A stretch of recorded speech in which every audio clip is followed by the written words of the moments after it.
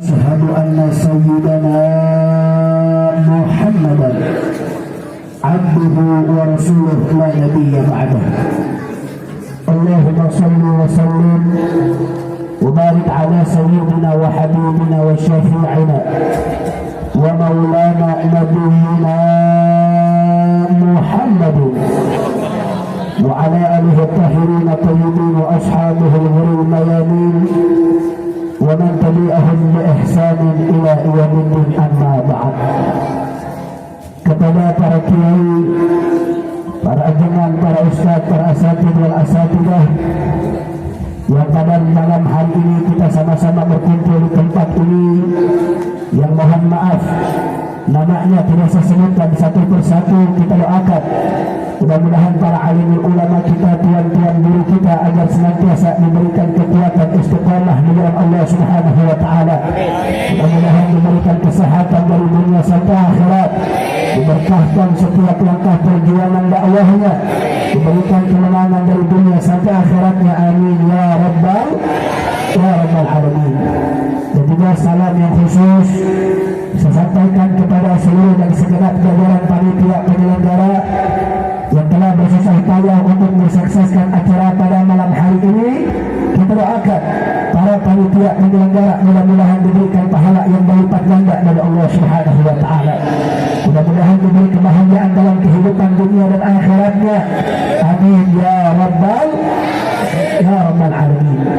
Dan juga salam yang sangat istimewa saya sampaikan kepada antum semua yang hadir tempat ini, baik kaum bapak juga kaum ibu, pemuda-pemudi.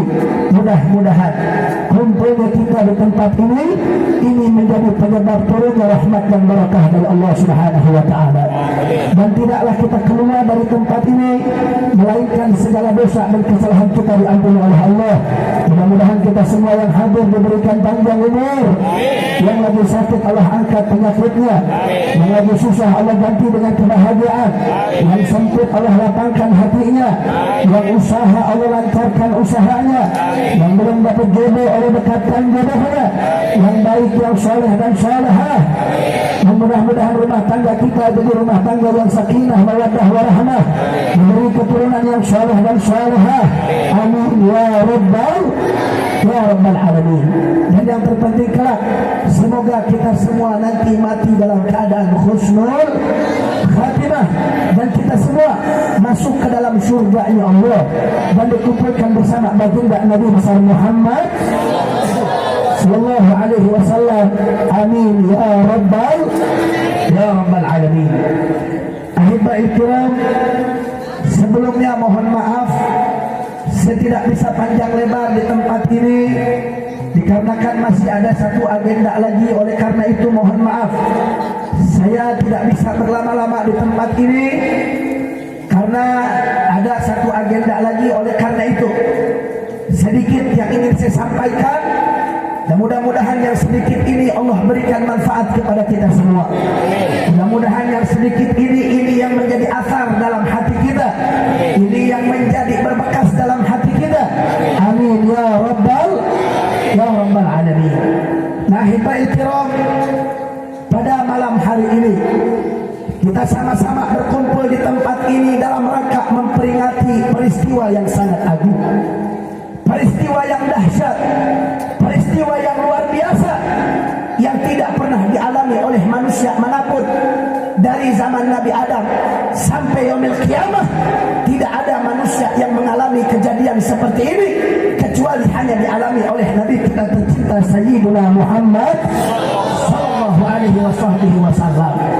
Nah, sehingga saudara, peristiwa Isra dan Mi'raj yang kita rayakan pada malam hari ini sesungguhnya bukan hanya kita yang mengabadikan momen sejarah penting ini, bukan hanya kita yang ingin yaitu mengingatkan kepada kita sebagai umat Nabi akan keagungan Nabi-Nya, akan tetapi jauh sebelum kita semua ada yang sudah mengabadikan secara luar biasa, ada yang sudah mengabadikan secara mulia, yaitu Allah Subhanahu wa taala.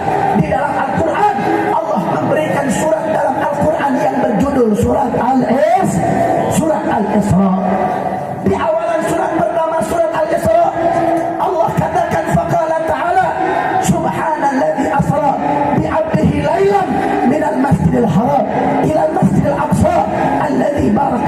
istiqamah linuriyahu min ayatina innahu huwas samiul. Shadaqallahul aliyyul azim. Nah saudara, Allah mengabadikan yaitu peristiwa Isra dan Mi'raj ini. Kenapa? Karena Allah ingin menunjukkan kepada manusia, Allah ingin menunjukkan kepada kita sebagai umat Nabi bahwasanya Nabi Muhammad adalah hamba yang terpilih, hamba yang adil, hamba yang mulia, yang dipilih oleh Allah untuk menjalani peristiwa yang begitu mulia yang dijalankan oleh Sang Maha Mulia, yaitu Allah Subhanahu wa Ta'ala. Nah intinya apa saudara?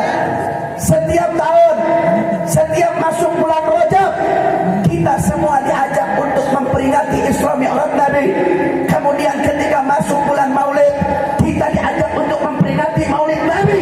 Tidak lain dan tidak bukan saudara, tujuan daripada tujuan yang paling penting dengan peringatan-peringatan seperti ini agar kita selalu ingat kepada Nabi Muhammad saudara, agar kita ingat kepada Rasulullah, agar kita ada hubungan dengan Rasulullah, ada kaitan dengan Rasulullah, bertaalluk dengan Rasulullah. Ini tujuan utama diadakan peringatan seperti ini saudara. Kenapa Pak? Karena ketika seseorang dia hatinya berhubungan dengan Nabi, yaitu berhubungan dengan Rasul, dia sandarkan hatinya kepada Nabi, maka itu manusia akan mendapatkan kemuliaan, kebahagiaan dari dunia sampai akhirat saudara. Sebagaimana ketika malaikat Jibril alaihissalam mengantar Nabi Muhammad ketika sampai di perbatasan Sidratul Muntaha, malaikat Jibril katakan kepada Nabi, ya Rasulullah, aku tidak bisa mengantar engkau lagi ya Rasulullah. Ya Rasulullah, aku tidak bisa mengantar sampai ke arasnya Allah. Nabi mengatakan, ya Jibril, apakah pantas kekasih meninggalkan kekasihnya ya Jibril? Kemudian kata malaikat Jibril, ya Rasulullah, andaikan aku melewati perbatasan ini ya Rasulullah, andaikan aku masuk ke arasnya Allah ya Rasulullah, maka niscaya aku akan hancur lebur, karena aku tidak tahan dengan cahaya Allah Subhanahu wa Ta'ala. Akhirnya saudara, Nabi Muhammad masuk ke arasnya Allah dengan sendiri. Tak kala perbincangan antara Nabi Muhammad dengan Allah, yang menjadi saksi bisu ketika itu tidak lain adalah na'lir Rasul, yaitu sandalnya baginda Nabi Muhammad. Sandalnya Nabi ikut masuk ke arasnya Allah. Sandalnya Nabi ikut masuk ke Sidratul Muntaha, yang mana tidak ada tempat yang paling tinggi kecuali tempat tersebut saudara. Akhirnya Pak Bu, dengan kejadian ini para ulama mempertanyakan, ada perdebatan di antara para ulama. Apa yang mereka perdebatkan? Mereka mempertanyakan apa? Mereka mempertanyakan lebih mulia mana antara sendal Nabi dengan malaikat Jibril alaihissalam. Bayangkan saudara, sendal Nabi dibandingkan dengan malaikat Jibril alaihissalam.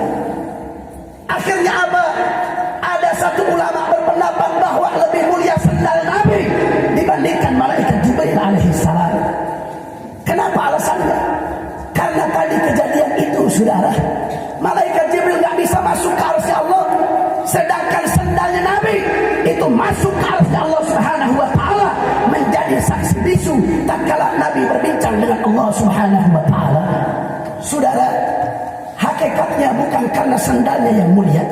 Sendalnya Nabi biasa, sendalnya Nabi biasa, sendalnya Nabi terbuat dari kulit domba biasa. Tetapi kenapa sendal itu menjadi mulia sehingga dibandingkan dengan malaikat Jibril lebih mulia sendal Nabi? Karena kenapa? Karena sendal tersebut mengambil kehormatan Rasulullah. Sendal tersebut digunakan dan dipijak oleh kaki yang mulia, yang tidak ada kaki yang lebih mulia di atas muka bumi kecuali kakinya baginda Nabi besar Muhammad sallallahu alaihi wasallam. Saudara, saya mau tanya, andaikan saya bilang malam hari ini, kalau saya malam hari ini bawa sendal Nabi ke tempat ini, kira-kira perasaannya gimana? Senang apa enggak? Senang enggak? Kalau saya bilang malam ini saya bawa tongkat Rasulullah ke tempat ini, senang tidak? Senang tidak?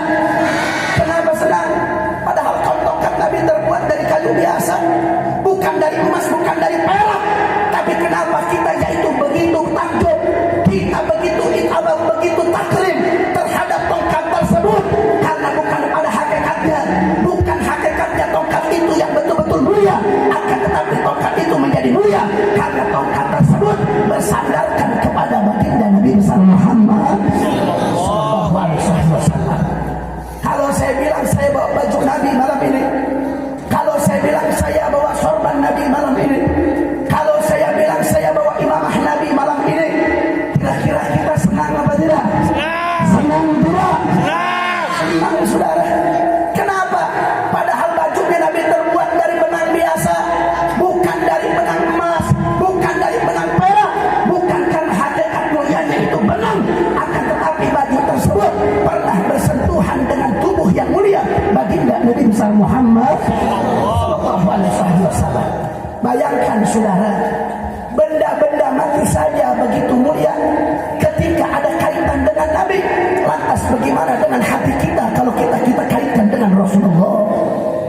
Bagaimana kalau sanubari kita sandarkan kepada Nabi, kita adakan hubungan dengan Nabi? Maka dari Allah, kemuliaan yang kita dapatkan adalah kemuliaan yang paling mulia dari dunia sampai akhirat, saudara. Betul, betul. Makanya yang paling penting Pak Bu, adanya peringatan macam ini tidak lain tidak bukan agar supaya hati kita ada kaitan dengan Nabi, agar supaya sanubari kita berkaitan dengan Rasul, agar supaya hati kita berhubungan dengan Nabi. Itulah yang diadakannya, tujuannya diadakannya peringatan macam ini. Alhamdulillah, alhamdulillah, alhamdulillahirabbil alamin. Ahlan sahlan. Masya Allah, Ja'far khair. Fadhal. Sallu ala Nabi. Doakan mudah kami Ja'far diberikan panjang umur oleh Allah Subhanahu wa taala. Mudah diberi kekuatan istiqamah dengan Allah Subhanahu wa taala. Amin amin ya rabbal alamin. Nah, saudara, yang terakhir yang ingin saya sampaikan, saya ingin menyampaikan sebuah wasiat dari Nabi Muhammad, sebuah wasiat dari Rasulullah, yang mana ini wasiat digunakan oleh para ulama sebagai manhaj, sebagai metodologi agar supaya kehidupan mereka diberkahi oleh Allah Subhanahu wa taala. Wasiat dari Nabi ini sangat begitu penting, sangat begitu hebat kalau kita gunakan wasiat ini dalam kehidupan kita saat ini, saudara. Apa yang dikatakan oleh Nabi? Nabi memberikan wasiat kepada kita. Nabi katakan, "Au kama qala Nabi sallallahu alaihi wasallam, adibu au allimu auladakum salasa khisalin." Nabi katakan, ajarkan kepada anak-anak kalian, didiklah anak-anak kalian, didiklah putra-putri kalian, salasa khisalin, dengan 3 perkara kata Nabi Muhammad. Yang pertama, hubbu nabiyikum wa hubbu ahli baitih wa hubbu qiraatil Quran, atau kama qala Nabi sallallahu alaihi wasallam. Nabi kasih wasiat kepada kita, Pak. Nabi kasih wasiat kepada kita, Bu. Kalau kita ini harus mendidik anak-anak kita agar supaya cinta terhadap Nabi. Nah, saudara, kenapa cinta kepada Nabi? Nabi katakan wasiat yang pertama, karena cinta terhadap Nabi ini adalah modal utama kita, saudara. Cinta terhadap Nabi adalah modal yang paling penting. Kalau kita mau berhidup beragama, mendapatkan keselamatan dunia akhirat, modalnya cuma satu, cinta terhadap Nabi. Makanya Pak Bu, saya katakan saat ini bukan lagi darurat COVID, darurat Omikron, dan darurat-darurat yang lainnya, saudara. Saat ini emergency, darurat kecintaan umat terhadap nabinya, saudara. Sehingga apa yang terjadi, mari kita lihat Pak Bu, bagaimana ketika anak-anak kita jauh dari Nabi, hatinya tidak dipenuhi dengan Nabi, maka apa yang terjadi? Anak-anak muda zaman sekarang, kita lihat mereka ketika ditanya soal Nabi dan soal pemain sepak bola,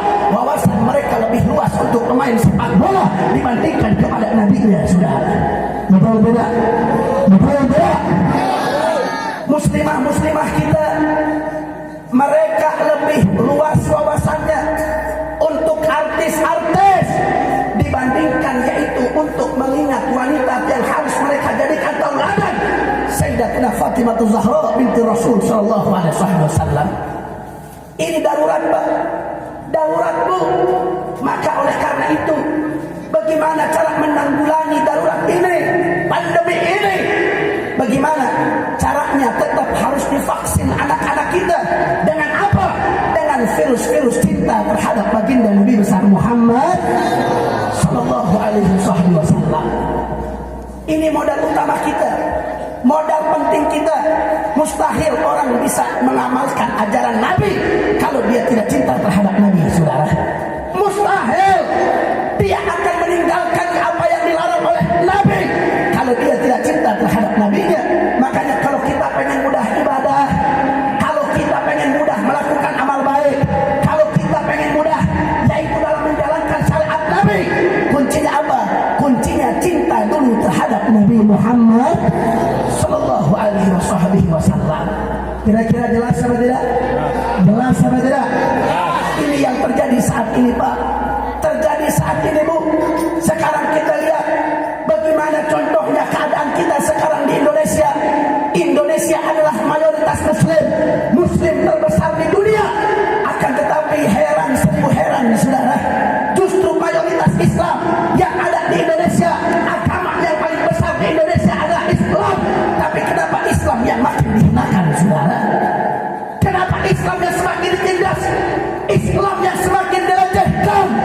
Ini yang terjadi saat ini. Kenapa? Karena umat Islam Indonesia mereka sudah semakin jauh meninggalkan Nabi Muhammad, saudara. Ini yang terjadi, Pak. Sekarang lihat, ketika ada penghinaan terhadap bahasa Sunda, saudara. Kemarin ada penghinaan bahasa Sunda oleh anggota DPR. Saya mau tanya nih, kita orang Sunda, orang Garut marah tidak? Marah tidak? Marah tidak? Kita marah. Bahasa kita dilecehkan, kita marah. Akhirnya apa yang terjadi? Alhamdulillah, di mana-mana tempat ada gerakan aksi bela bahasa. Semua itu elemen masyarakat Sunda, mereka turun ke jalan, mereka bangkit ke jalan, mereka bela bahasanya, saudara. Tapi pertanyaannya, Bu, saya nggak larang, silahkan kalian bela bahasa kalian. Tapi sayang, kenapa justru kecemburuan Anda terhadap bahasa lebih besar daripada kecemburuan kalian terhadap agama kalian sendiri, saudara? Allah dihina, mana yang mau turun ke jalan? Agama dihina, mana yang turun ke jalan? Nabi dihina, mana yang turun ke jalan? Syariat dihina, kemana kalian semua, kemana? Tapi giliran bahasa kalian dihina, kalian bangkit, saudara. Demi Allah, yang akan menyelamatkan kita kelak di akhirat bukan bahasa, tapi adalah Nabi Muhammad. Yang menyelamatkan kita adalah Nabi Muhammad, saudara. Betul? Betul? Ini yang terjadi saat ini, Pak. Berapa banyak sekarang organisasi masyarakat, ormas-ormas, ketika dia masuk ke dalam ormas tersebut, kemudian dia taruh kecemburuan terhadap ormasnya begitu tinggi. Saat ormasnya dihina, dia marah. Ormasnya dilecehkan, dia marah. Dia sampai tawuran, dia sampai bacok-bacokan, bahkan dia sampai rela mati untuk ormasnya. Sedangkan agamanya dilecehkan, agama dihinakan, mereka diam. Agama dilecehkan, kalian diam.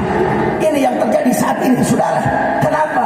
Tidak lain, tidak bukan karena Nabi Muhammad tidak kita prioritaskan dalam kehidupan kita, saudara. Jelas apa tidak? Jelas apa tidak? Jelas apa tidak? Kemudian ada lagi yang baru ini, saudara. Apa? Sekarang, Pak Bu, rakyat di mana-mana mereka lagi menuntut agar supaya harga sembako turun. Rakyat di mana-mana mereka sedang kesusahan. Harga minyak melambung tinggi, betul? Sembako mahal, betul? Yang dituntut oleh rakyat turunkan harga sembako. Kemudian apa yang terjadi? Bukan harga sembako yang diturunkan, tapi justru malah volume toa masjid yang dikecilkan, saudara. Saya mau tanya, kacau tidak? Kacau tidak? Kacau tidak? Kenapa ini semua terjadi? Mereka semakin berani melecehkan agama. Mereka semakin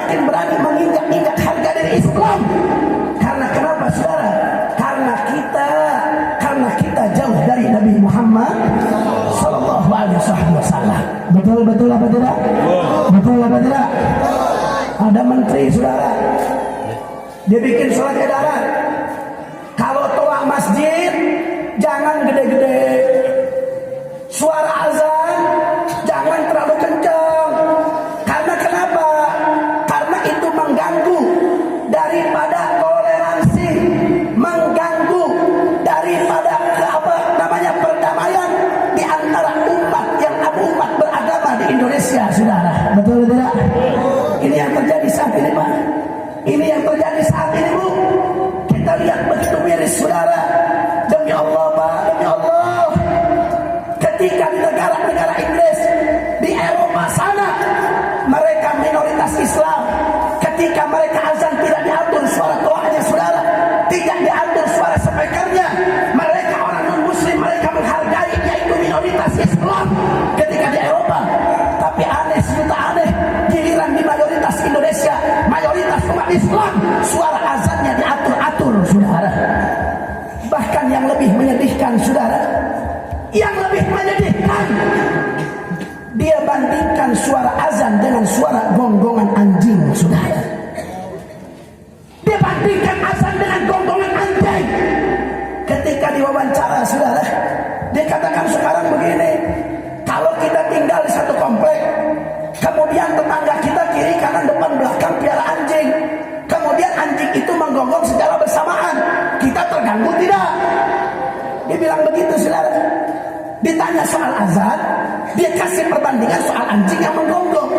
Makanya saya kadang-kadang mikir, ini menteri dulu saat lahir diazanin apa digonggongin anjing, saudara? Betul. Demi Allah, Pak, demi Allah, kami tidak akan pernah terima kalau azan kami dihilangkan, saudara. Betul. Harusnya, Pak, bukan kita yang menghormati mereka minoritas. Kita ini adalah mayoritas di Indonesia.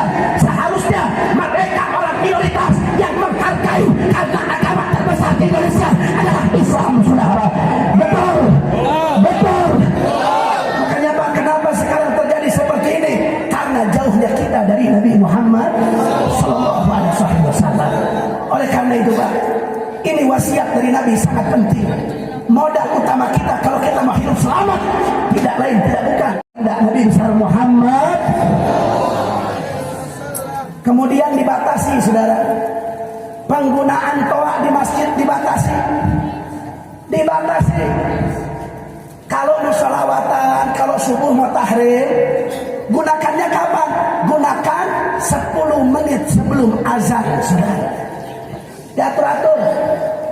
Sedangkan di Garut saya sering dengar ada azan pertama jam 3 pagi, saudara. Betul? Azan pertama jam 3 pagi, ajaran siapa?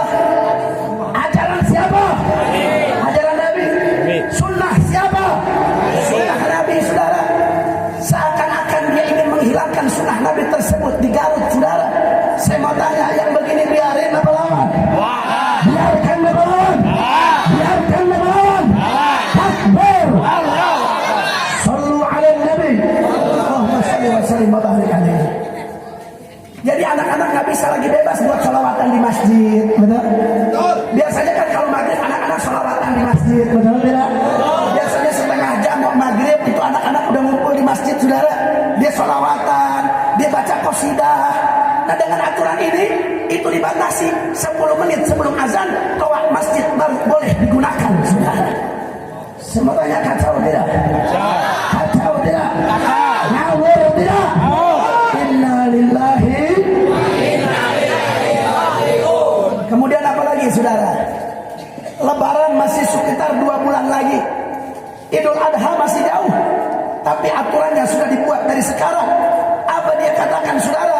Bahwasanya takbiran Idul Fitri, takbiran Idul Adha itu hanya dibatasi sampai jam 11 malam saja, saudara. Saya mau tanya, ini kira-kira ngaco apa tidak, saudara? Kacau tidak? Yang perintahkan takbiran siapa? Allah. Yang memerintahkan takbiran adalah Allah. Dia membuat aturan seperti ini seakan-akan dia sedang mengatur Allah Subhanahu wa ta'ala. Saya mau tanya, yang begini biarkan apa? Alasannya apa? Lagi-lagi alasan alasannya Omikron. Alasannya corona. Terus sekarang ada Omikron. Nanti tahun depan kita nggak tahu, saudara. Sekarang uminya yang datang. Tahun depan bisa bapaknya yang datang. Betul? Ada bapak Tron, sudah. Tahun depan kita nggak tahu. Ada lagi namanya Politron, sudah. Tahun depannya lagi nggak tahu. Ada namanya Popcorn, sudah. Betul apa tidak? Terus dimainkan, isu-isu seperti ini dimainkan, saudara. Tapi giliran Natal enak-enak aja. Giliran Natalan bebas. Giliran Imlek bebas. Giliran Gongsi Facoy bebas. Kenapa giliran saat perayaan syiar-syiar Islam mereka batasi? Maka itu yang jadi pertanyaan saya. Ini corona Omikron, ini betul-betul virus atau iblis, sudah? Ini virus apa iblis? Ini virus apa setan? Inna lillahi wa inna ilaihi raji'un. Ini yang terjadi saat ini di Indonesia, saudara. Kenapa semua ini terjadi? Karena kalian umat Nabi Muhammad. Karena kalian sebagai hamba Allah. Kalian terlalu enak tidur, saudara. Kalian tertipu dengan dunia kalian. Kalian tertipu dengan urusan perkara dunia kalian. Kalian tidak sadar akan kepentingan agama. Kalian tidak mau mengurusi urusan agama kalian. Kalian tidak mementingkan urusan saudara muslim kalian. Sedangkan Nabi katakan dalam hadis, man lam yahtam bi amril mu'min falaysa minhum. Nabi katakan, siapa yang tidak berkepentingan dalam urusan umat Islam yang lain, maka dia tidak masuk dalam kelompok orang mukmin, sudah. Hati-hati. Ini Nabi Muhammad yang mengatakan. Kita sekarang lebih berpikir individualisme.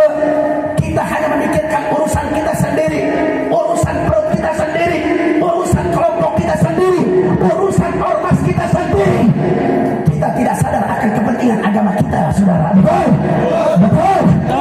Makanya ayo Pak, adanya peringatan ini untuk apa? Untuk membangkitkan ghirah umariyah kita. Ghirah umariyah, yaitu ghirah yang dimiliki oleh Sayyidina Umar bin Khattab, yang tidak menerima atas ketidakadilan, kezaliman, kebatilan yang mereka keluarkan di atas muka bumi, saudara. Betul. Makanya mesti nih anak-anak kita ajarkan supaya cinta Nabi biar bangkit di roh umariyahnya, saudara. Biar bangkit. Kenapa?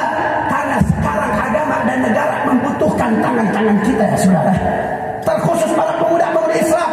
Sudah cukup kalian mabok-mabokan, berjudi, berzinah, cukup. Subhanul yawm rijal ghar. Pemuda saat ini adalah pemimpin masa depan, saudara. Kalau pemudanya mabuk, kalau pemudanya rusak, maka kelak agama dan negara akan dipimpin oleh orang-orang yang rusak, saudara. Oleh karena itu amanat dari saya yang terakhir, sama-sama kita sadar akan agama kita, saudara. Sadar akan kepentingan agama kita. Karena kenapa? Kelak kita akan dimintai pertanggungjawaban oleh Allah Subhanahu wa ta'ala. Makanya saya bertanya semua, siap terus suarakan kebenaran? Siap terus suarakan kebenaran? Siap terus lawan kebatilan? Siap terus lawan kezaliman? Takbir! Takbir! Sallu ala Nabi.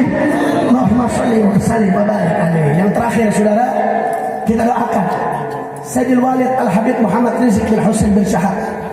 Beliau seorang ulama pejuang sekaligus duriyah Nabi Muhammad. Yang mana beliau berjuang bukan untuk harta jabatan, untuk kekuasaan yang lainnya, bukan. Beliau berjuang lillahi kalimatillahi subhanahu wa ta'ala. Yang beliau dapatkan dalam perjuangan apa? Tangannya diborgol masuk penjara, saudara. Yang beliau dapatkan apa? Rekening keluarganya diblokir, uang ratusan juta hilang seketika, saudara. Yang beliau dapatkan apa dalam perjuangan? Yang beliau dapatkan pondok pesantrennya diusut, bahkan dia mau diusir, saudara. Yang beliau dapatkan dalam perjuangan 6 pengawalnya dipantai, dibunuh secara keji, secara brutal, saudara. Itu yang didapatkan oleh beliau. Makanya salah kalau ada yang bilang Habib Rizik berjuang karena politik, karena kekuasaan. Salah, saudara. Beliau berjuang li'ila'i kalimatillahi subhanahu wa ta'ala. Beliau rela mati, beliau rela hancur, beliau rela binasa. Beliau siap korbankan hartanya, harta bendanya. Beliau siap korbankan keluarganya. Beliau siap keluarkan hartanya. Untuk apa? Untuk mementingkan agama Allah, mementingkan Nabi, mementingkan kita sebagai umat baginda Nabi Muhammad doakan dan juga guru kita semua Habib Bahar bin Ali bin Smith, yang mana sama kita tahu beliau baru bebas, yaitu kurang lebih 1 bulan, yang mana beliau saat ini sudah ditahan kembali, saudara. Kenapa mereka kalau kayaknya gampang banget masuk penjara? Karena tidak lain tidak bukan. Karena kenapa? Karena beliau begitu keras, begitu lantang, begitu tegas di dalam menyuarakan kebenaran, di dalam melawan kebatilan, sehingga mereka para musuh-musuh agama, mereka para musuh-musuh negara, mereka ketakutan dengan orang-orang seperti ini, saudara. Betul. Makanya kita beruntung kita hidup di zaman Al-Habib Muhammad Rizik bin Husain bin Syahab. Beruntung dia. Karena hanya satu-satunya orang saat ini, Pak, yang ditakuti oleh mereka yang ingin merongrong agama, yang ditakuti oleh mereka yang ingin merongrong bangsa. Siapa? Adalah sosok Al-Habib Muhammad Rizik bin Husain bin Syahab. Dan Al-Habib Bahar bin Ali bin Smith, beliau dianggap sebagai Rizik kecil yang bisa yaitu memberikan semangat kepada umat, yang bisa membakar semangat umat, yaitu untuk sama-sama berjuang jalan Allah Subhanahu wa taala. Oleh karena itu, saya ingin menyampaikan amanat daripada Al-Habib Bahar bin Ali bin Smith. Ketika beliau dijadikan tersangka jam 11 malam, saya dipanggil oleh beliau menuju kepada yaitu ruangan BAP beliau. Saya dipanggil, beliau kasih amanat, saudara. Apa amanat beliau? Saat ini Bahar bin Smith kembali ditangkap, maka jangan pernah itu kalian jadikan air untuk memadamkan api-api perjuangan, kata beliau, saudara. Kemudian beliau sampaikan, sekarang saat ini Bahar bin Smith kembali ditangkap, maka tugas kalian besok, kalian yang di luar harus semakin berani untuk menciptakan 1 juta Bahar bin Smith untuk melanjutkan perjuangan, saudara. Takbir, sallu ala nabi, Allahumma salli wa sallim wa barik alaih. Makanya saya mau tanya semua, siap lanjutkan perjuangan Habib Rizik? Siap lanjutkan perjuangan Habib Bahar? Takbir, sallu ala nabi, Allahumma salli wa sallim wa barik alaih. Kita doakan mudah-mudahan beliau diberikan kekuatan oleh Allah Subhanahu wa taala. Mudah-mudahan diberikan kemenangan oleh Allah Subhanahu wa taala, dan semua musuh-musuhnya dihancurkan oleh Allah Subhanahu wa taala. Amin amin ya rabbal. Rabbi fanfa'na bi barakatihim, Rabbi fanfa'na bi barakatihim, wahdina al-husna bi hurmatihim, wa amidna fi tariqatihim, wa mu'afati min al-fitani ya Rabbi, wajma'na wa ahbaban lana fi darikal firdaus ya rajwana bil Mustafa salli alaihi wa alihi maharrakatuhu subhana rabbika rabbil izzati amma yasifun wa salamun ala mursalin walhamdulillahi rabbil ala hadhihi niyyah wa likulli niyyatin salihah wa ala man wasalafuna salihun wa ala man wa imam al-Habib Muhammad Rizik bin Husain bin Syahab wa ila hadratul nabi bisirul fatiha. Bismillahirrahmanirrahim. Alhamdulillahirabbil alamin. الرحمن الرحيم مالك يوم الدين إياك نعبد وإياك نستعين اهدنا الصراط المستقيم صراط الذين أنعمت عليهم غير المغضوب عليهم ولا الضالين رب اغفر لنا ولوالدينا